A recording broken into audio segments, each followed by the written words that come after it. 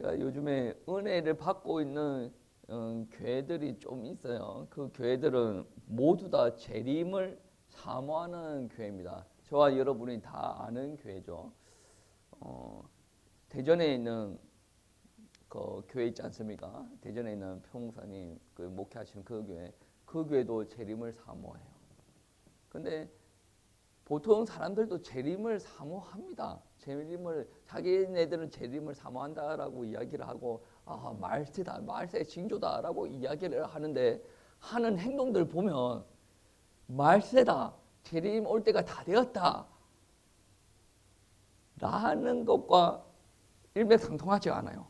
말은 재림이다, 말은 뭐 말세다라고 하는데 하는 행동은 재림을 기다리는 사람처럼 행동을 하지 않습니다. 근데 제가 대전에 있는 그 교회를 좋아하는 이유가 뭐냐면 그 교회를 좋아한다라는 말 자체가 목사도 이런 말을 하기가 좀 그런데 우리보다 먼저 앞서고 먼저 나갔고 앞서 있다라고 인정이 되는 영역들이 있으니 우리가 앞서간 선배들을 따라가는 게 뭐 잘못된 건 아니지 않습니까? 네. 그러니까 그 교회는 재림을 사모하고 말세를 이야기를 하고 그렇게 하고 있으니 사람이 열정적인 신앙생활이 여러분 한번 생각해 보세요. 열천에 비유해서 신랑이 안 오니까 사람이 널브러져 있지 않습니까? 기름 준비가 안 되어져 있을 때도 별 생각 없어요. 널브러져 있어요. 근데 바로 신랑이 온다면 눈앞에 와 있다 막 오는 징조가 보인다라고 할 때 지혜로운 다사처녀는 이미 준비가 돼 있고 어리석은 다사처녀는 그때부터 이제 발버둥 치기 시작하죠. 그때부터 발버둥 치는 신앙인이 되어져야 되는 것이 아니라 미리 열정적으로 미리 이렇게 하는 게 정상적이다라는 거예요. 이거 어떻게 보면 재림을 이야기하는 이단들을 바라보면 그 열정에 대해서 존경을 표하기도 하지만 잘못된 그런 열정의 모습을 보면 안타깝다. 근데 이제 그런 거에 비하면 이제 헤르몬 교회는 성경적으로 가고 안전하다라고 판단이 되어지는 거죠. 엄청 열정적이에요. 기도하는 거 엄청 열정적이에요. 제가 논문을 쓴다고 수련회 기간 때 새벽에 와서 좀 했어요. 근데 저는 논문을 쓰고 그 교회 안에 계속 있지 않습니까? 근데 세상 일 하는 사람들도 와서 장로님들 와서 그러니까 목사님은 따로 기도하고 이제 성도님들 한 분 한 분 새벽에 와서 다 기도하는 거예요. 분명히 새벽 기도 때 어느 권사님의 얼굴을 봤어. 근데 아침에 보니 어머니가 돌아가셨대. 그러니까 이게 하나님을 사모하는 걸 그냥 사모하는 게 아니에요. 그냥 밤늦게까지 집회하고 새벽 기도가 정상적으로 집회가 열려지지 않는다라고 하더라도 계속 왔다 갔다 저는 이게 중간에 커피숍에 앉아서 이거 하는데 계속 인사하는 게 왔다 갔다 하는 사람들이 많아서 그리고 그 사람들의 예배의 모습들을 한번 보세요. 누가 보면 광신도라고 하지 않습니까? 저는 제대로 믿는 사람들이 광신도가 되어줘야 된다고 생각을 합니다. 광신도가 비아냥거리는 말이 아니에요. 광신도가 무슨 말이에요? 믿긴 믿는데 너무 미치게 믿는다는 말이지 않습니까? 아니 하나님을 믿는데 미치게 믿어야 되지 않습니까? 미치게 믿어야 돼요. 정말 이게 사람이 정상적인 인간이 아닌 것처럼 믿어야 돼요. 하나님을 믿는데 우리가 너무 하나님을 믿는데 이성적으로 믿어. 내가 너무 앞으로 나가면 이게 아닌가 봐라고 생각하기도 합니다. 아니죠. 앞으로 나가야죠 계속. 그게 맞는 거예요. 우리 김부모 집사님 보고 기도하라라고 그 눈치 보지 말고 기도하라라는 부분이 뭐예요? 그게 맞는 거예요. 이게 기도하고 있으니까 우리가 이래 특혜가 앉아있어가지고 저분이 그렇게 기도하는 사람이 아닌데 특혜가 앉아있어가 계속 구경하면 제가 야 이리로 와 그죠? 그래서 계속 기도. 그게 정상입니다. 그게 예전에는 나는 그렇게 기도해 본 적이 없어요. 근데 그렇게 하는 자신을 보고 내가 미쳤나? 그렇게 생각이 되어질 수도 있죠. 근데 그게 더 정상이에요.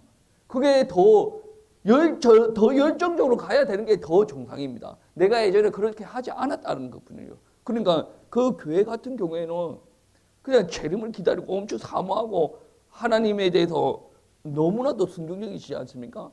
뭐 선교, 전도 막 이런 게 터지면 그냥 앞뒤 계산 안 하고 다 질러버려. 그러니까 헤프게 쓴다는 개념이 아니고 절대로 헤프게 쓰시는 분들은 아닙니다. 근데 선교를 다 이렇게 재림을 사모하는 사람들은 선교에 엄청나게 열정적이에요. 제 농담으로 한번 표목사님한테 물어봤어요.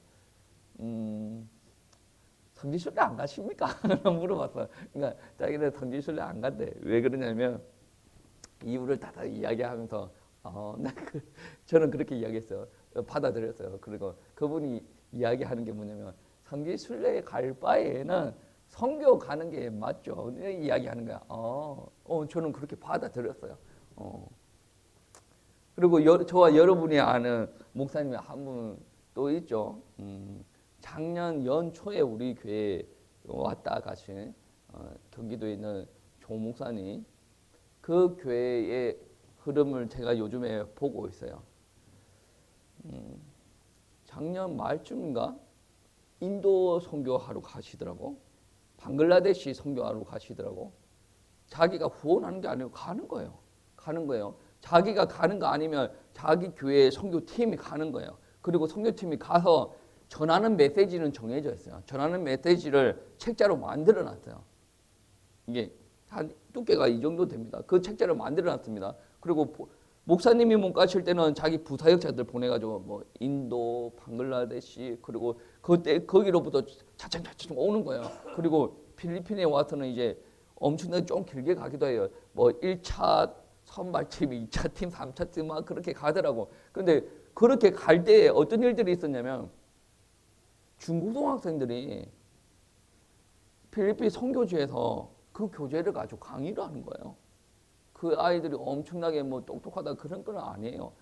그러니까 우리 찬민이가 앞에 선교사님을 냅두고 자기 교회 교재를 가지고 이야기를 하는 겁니다. 그러니까 그 카톡방에 제가 가입이 돼 있는데 그 카톡방에서 우리 누구누구 선교사님 애들을 선교사님으로 이야기를 해준 거예요. 그러니까 제가 그 모습을 바라보고 어떤 생각이 들었냐면 야, 이 사람들 미친 사람 아니야. 복음에 미친 사람이야 이 사람들은. 그러니까 자기 자식이 자기 교회에서 신앙생활하는 애기들이 중학생만 되어지면 고등학생만 되어지면 선교지에 가서 요즘에 대세가 뭔지 아십니까?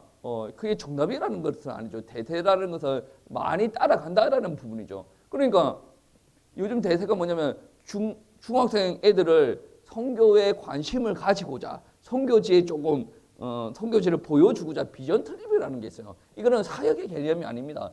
말 그대로 여행이에요. 선교사님 놓고 우리 같이 예배드리고 그런데 그 교회는 벌써 중학생들이 선교사들을 앉혀놓고 메시지를 한다니까. 그러니까 제가 이 교회는 미쳤는 거 아니에요?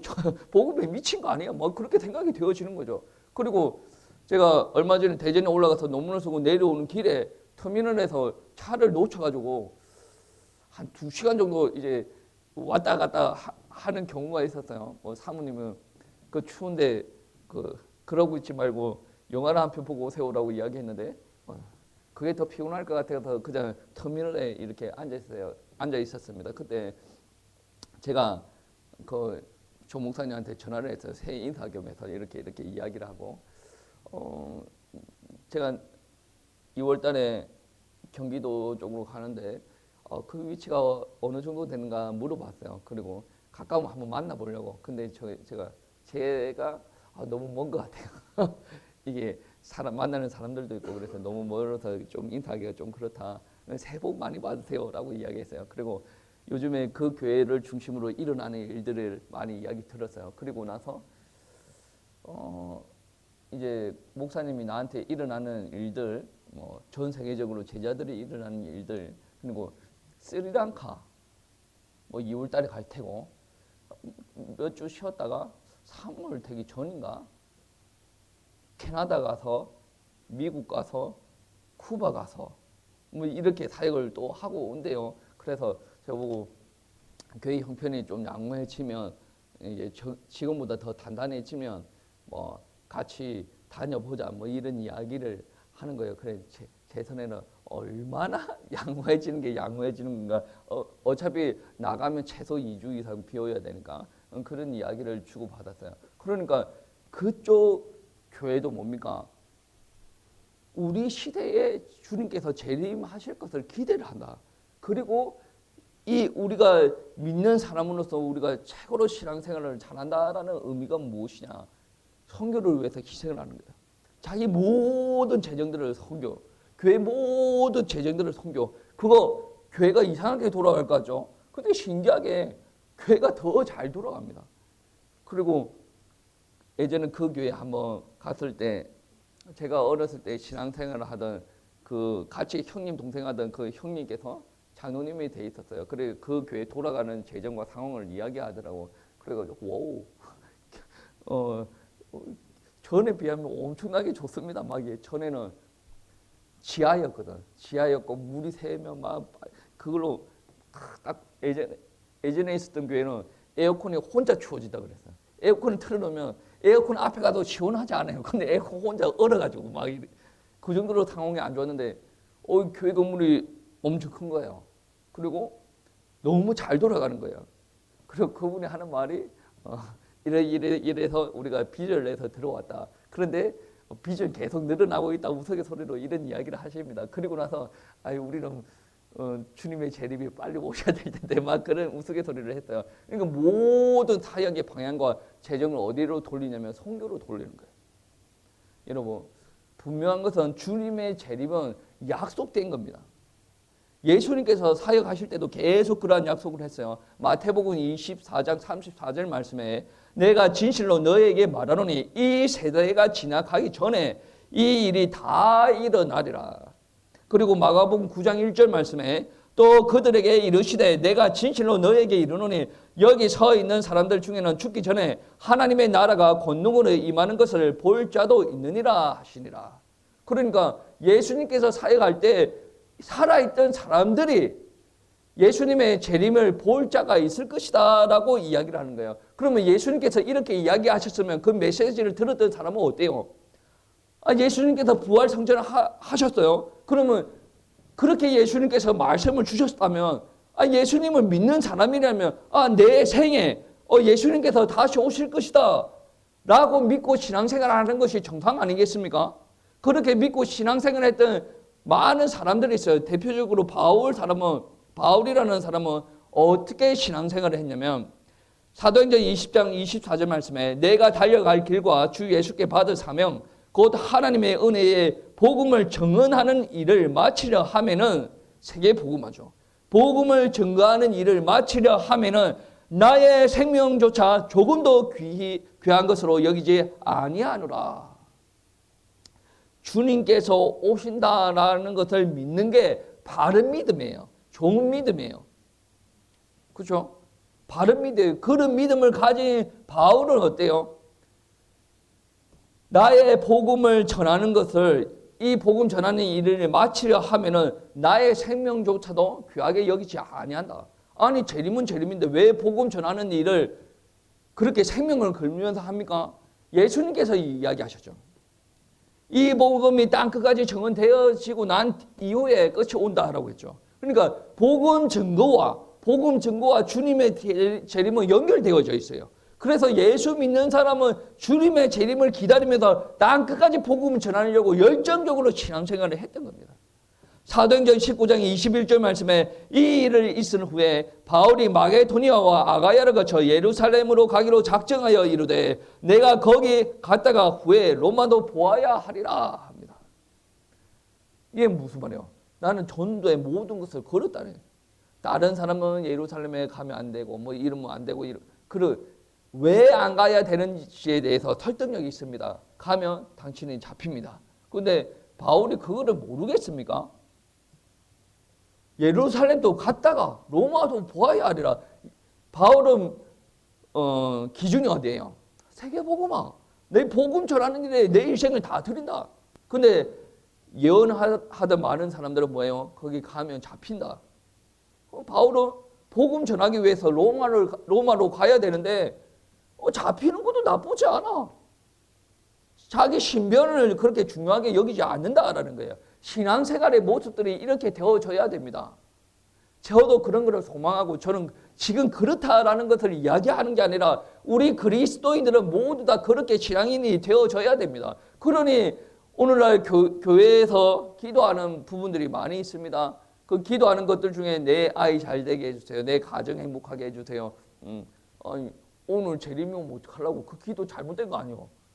그 기도 제목이 뭐예요? 오늘 예수님께서 안 오실 것을 작정하고 기도하는 거 아닙니까? 아니, 애 왜 잘 됩니까? 오늘 재림 오는데? 그 기도가 잘못되지 않았습니까? 오늘 주님께서 재림 오시면 우리 아이의 이 믿음 가지고 주님을 맞이하겠습니까?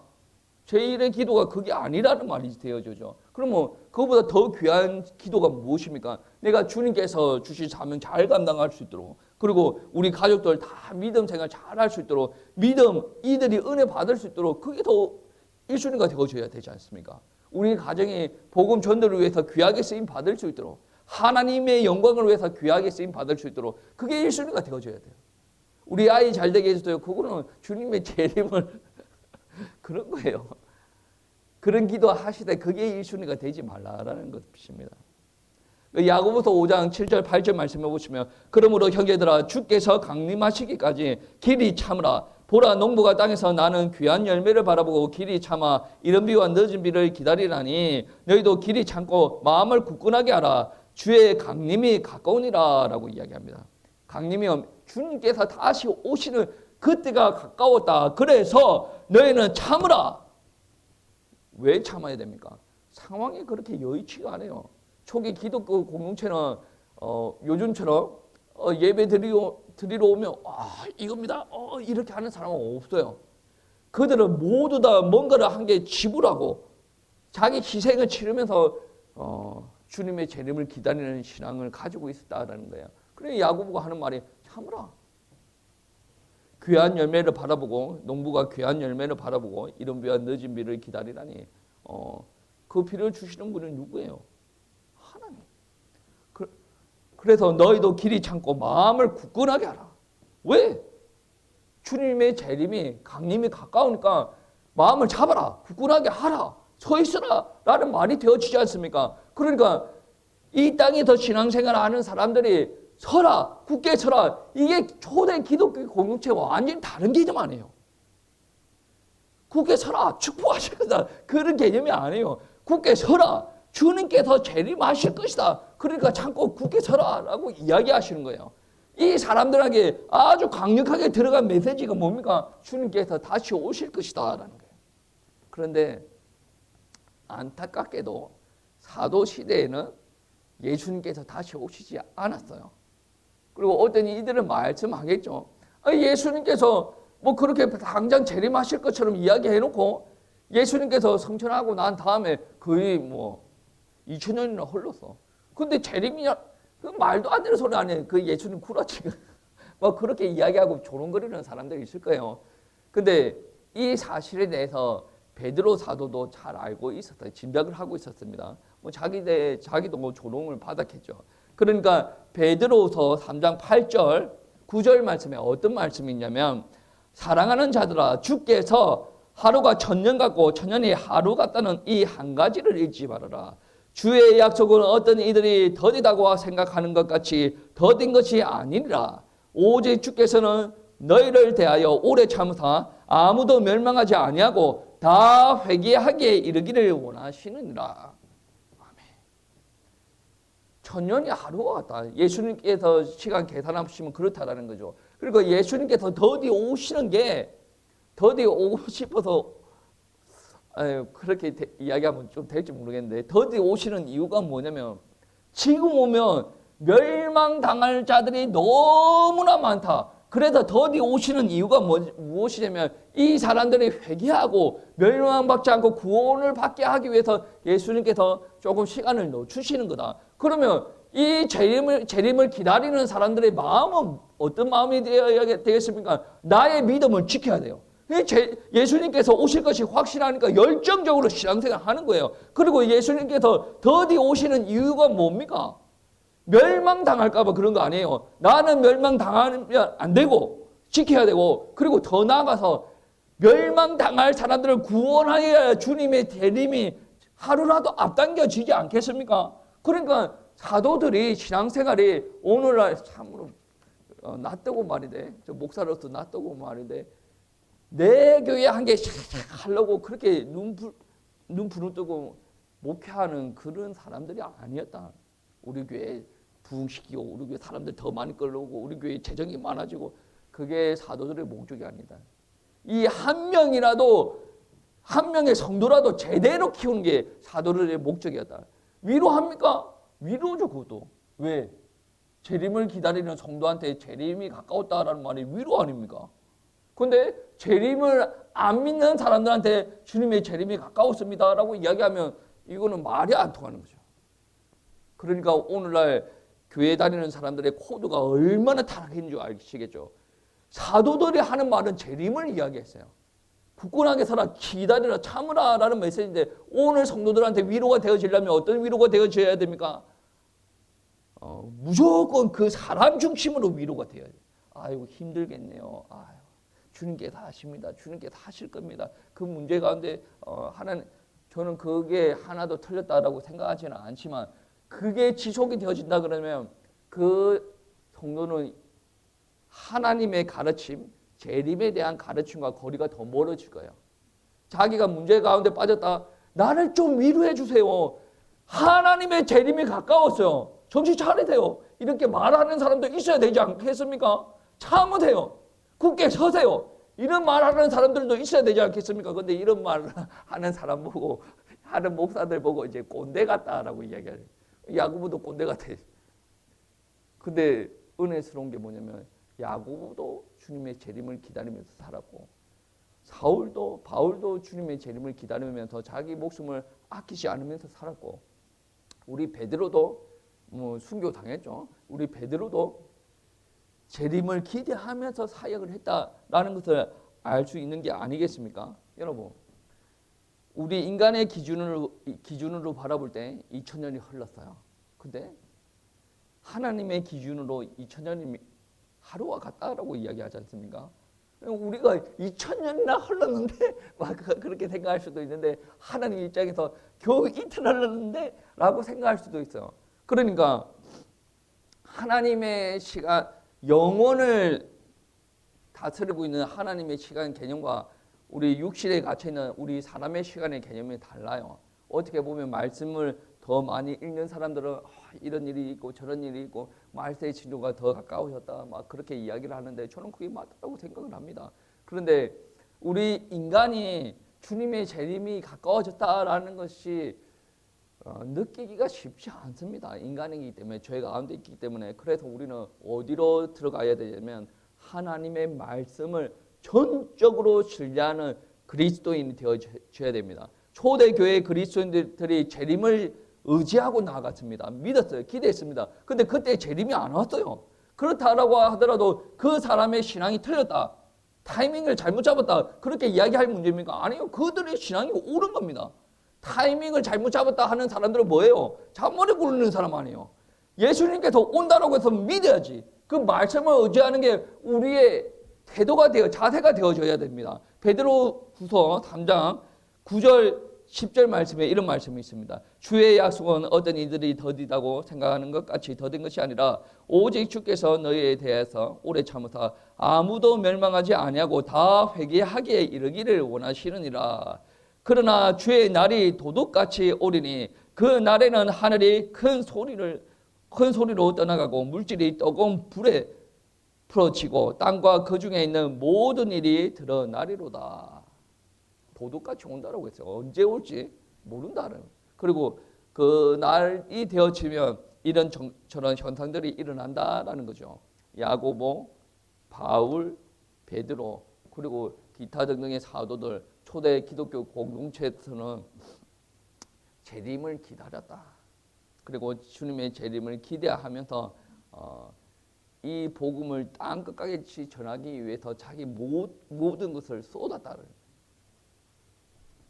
오늘날 신앙생활을 잘한다라고 할지라도 초대 기독교, 초기 기독교 공동체만큼 신앙생활을 잘한다라고 자부하기가 쉽지 않습니다.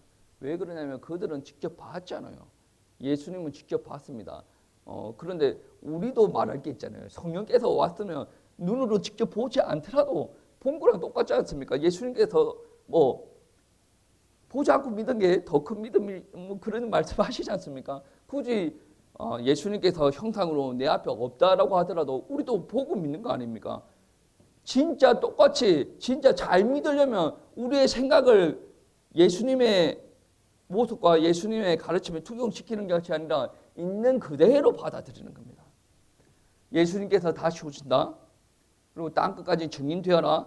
이거 있는 그대로 받아들이셔야 돼요. 이게 우리 신앙의 목적이 되어져야 되고 우리 신앙의 방향이 되어져야 됩니다. 예수님께서 성천하실 때 사도행전 1장 8절 말씀에 어떻게 말씀하십니까? 오직 성령이 너에게 임하시면 너희가 권능을 받고 예루살렘, 온유대, 사마리아, 땅끝까지 이르러 내 증인이 되리라 라고 말씀하셨잖아요. 예수님의 마지막 말이에요. 그만큼 의미가 있다라는 말이에요. 왜? 그렇게 되어졌을 때 예수님께서 다시 오신다라는 말씀이 되어졌기 때문에 그렇다라는 거예요. 오늘 말씀도 그래요. 오늘 말씀도 주님의 재림과 이 복음을 땅끝까지 전하라라는 말씀입니다. 왜? 이것도 예수님께서 성천하기 직전에 주신 말씀이지라. 여러분 한번 보세요. 예수께서 나와 말씀하여 이르시되 하늘과 땅의 모든 권세를 내게 주셨으니 그러므로 너희는 가서 모든 민족과 제자들에게 제자로 삼아 아버지와 아들과 성령의 이름으로 진례를 베풀고 내가 너에게 분부한 모든 것을 가르쳐 지키게 하라. 볼지어다 내가 세상 끝날까지 너희와 항상 함께 있으리라. 그렇죠? 주님께서 언제까지 같이 있는다라고 합니까? 세상 끝날까지. 주님께서 오시는 그 순간까지 함께 하겠다. 항상 함께 하겠다라고 이야기를 합니다. 그리고 복음을 전하라라고 하는데 누구에게 복음을 전하라고 합니까? 우리가 있는 지역? 아니에요. 지금 마태복음 28장은 누구를 두고 이야기합니까? 유대 땅에 있는 사람들, 예루살렘 땅에 있는 사람들을 보고 이야기하는 거예요. 예루살렘 땅에 있는 사람들 보고 이야기하는데 예수님께서 이 지역만 복음 전해라라고 이야기하지 않았어요. 어디까지? 모든 민족에 가서 제자를 삼아 복음 전하라는 거예요. 제자로 삼는다라는 것은 일단 복음을 던지라는 거예요. 복음을 던지고 예수 그리스도 말미암아 회심하고 주님의 제자가 되기로 작정한 그 사람들을 가지고 우리가 교회 세워나가고 주님께서 가르치신 것을 우리들에게 미리 가르치신 것을 그들에게도 가르쳐서 지키게 하라. 그게 주님께서 우리에게 주신 비전 아니겠습니까? 예, 여러분. 그러니까 진례를 주라라는 말도 너 공부하다 이제 끝나서 그렇게 하는 게 진례라는 것과 연결되는 것이 뭡니까? 교회 공동체예요. 교회 공동체에서 들어오려면 진례를 받아야 되지 않습니까? 그러니까 세상 끝날까지 모든 민족으로 가서 교회 세우라는 거예요. 그 교회 안에 들어오는 사람들 뭐예요? 빵 한 개 주면서 다 끌어모아라 그런 개념이 아니지 않습니까? 예수 그리스도의 복음으로 말미암아 이들이 그렇구나. 저분이 정말로 우리의 구원주시구나. 우리 죄를 해결하셨구나. 그런 믿는 사람들이 다 교회 안에 모으라는 거죠. 왜 제가 오늘 말씀 안에 복음이라는 단어가 없는데 복음이라는 단어를 사용을 했냐면 요한복음 20장 31절 말씀에 오직 이것을 기록하면 너희로 예수께서 하나님의 아들 그리스도이심을 믿게 하려 함이요 또 너희로 믿고 그 이름을 힘입어 생명을 얻게 하려 함이니라. 그러니까 요한복음을 쓴 기록의 목적입니다. 예수 그리스도이심을 믿게 하려 합니다. 이게 복음 아니겠습니까? 이거를 믿음으로 말미암아 생명이 있게 된다라는 말씀이죠. 요한복음을 쓰신 기록의 목적이 그런데 이 요한복음의 목적만이 그런 게 아니라 성경의 모든 목적이에요. 주님의 가르치신 모든 목적이 그리스도 예수 안에서 믿음으로 말미암아 생명을 얻게 하는 것이다라는 말씀입니다. 그래서 오늘 이게 교회를 세우라라는 말도 그냥 교회 세우는 게 아니라 생명의 말씀을 던져라. 예수 그리스도의 복음을 전하라. 하나님의 아들 예수 그리스도의 복음을 받고 영생을 얻는 사람이 생기면 진례를 주고 그 중심으로 교회를 세우라라는 말씀 아니겠습니까? 우리가 있는 지역에서만 그렇게 하라라는 것이 아니라 땅끝까지 그렇게 하라라는 거예요. 주님의 재림을 기다리는 사람의 신앙이 그렇다라는 거예요. 오늘 설교의 제목이 세계복음화인데 땅끝까지 전하라. 그리고 그 사람들에게 복음을 전하고 이 사람들을 세워라. 이게 세계복음화예요. 땅끝까지 전하라. 그래서 제가 경기도에 있는 어떤 교회 그리고 어디입니까? 대전에 있는 어떤 교회를 이야기하면서 이제 설교 시간에 이야기한 이유가 뭐냐면 그들 교회가 모습은 다릅니다. 모습은 다른데 하나님을 사모하는 열정만큼은 대단하다. 재림을 기다리는 열정만큼은 대단하다. 근데 그 사람들이 모습들은 다른데 결국은 그들을 어디에 투자를 하고 있나? 선교에 투자를 하고 있다. 우리도 그래야 된다. 마태복음 24장 14절 말씀에 이 천국 복음이 모든 민족에게 증언되기 위하여 온 세상에 전파되리니 그제야 끝이 오리라. 그제야 끝이 오리라. 주님께서 재림하신다는 거예요. 그래서 우리들은 이거 주세요, 저거 주세요. 그게 아니라 정말로 기다리는 신앙이라고 한다면 우리 지금보다 더 회복이 되어지기 위해서 발버둥 쳐야 돼요. 그리고 선교에 대해서 변명거리를 늘어놓는 것은 옳지 않다. 그래서 저는 올해 자그마한 작심을 했어요. 지금 상황이 상황이지만 선교를 에 대한 발자취를 한 개씩 남겨야 되겠다라는 생각이 들어요. 우리가 세계복음화를 안 합니까? 우리가 신앙생활을 이렇게 열심히 하는데 세계복음을 합니다. 그런데 어떻게 보면 좀 미미하다라고 느껴질 수도 있어요. 다른 사람들은 모든 생을 들여서 선교제에 나가서 이렇게 헌신하는 사람들도 있는데 그 사람은 그렇게 선교하는 거고 우리는 이렇게 선교하는 거라고 생각할 수도 있어요. 근데 우리가 조금 선교를 위해서 열정을 낼 수도 있지 않을까. 바울처럼 내 생명도 조금 더 귀하게 여기지 않는 것처럼 내가 다른 사람들은 가면 잡힙니다. 감옥에 들어갑니다. 라고 하지만 바울은 이 복음이 조금이라도 진전이 되어지기 위해서 내가 로마도 보아야 하리라. 감옥 가는 거 별거 아니야. 라고 생각하는 정도의 신앙이 우리들한테 회복되어지기를 축복합니다. 그리고 올해는 정말로 재림을 사모하는 신앙이 회복이 되어지고 우리 교회가 선교에 조금 더 열정적으로 다가갈 수 있는 교회가 되어질 수 있도록 우리 다 같이 기도하십시다. 세계복음화를 위해서 기도하십시다. 이 세계복음화는 무언가를 만들기 위해서 성도들을 이끌어가기 위해서 만든 용어가 아니에요. 예수님의 약속, 사도들이 보여준 삶을 세계복음화하라고. 주님의 재림을 기다리면서 세계복음화를 했다. 우리 교회가 더 열정적으로 쓰임받고 귀하게 쓰임받는 우리 갈보리 교회가 되시기를 축복합니다.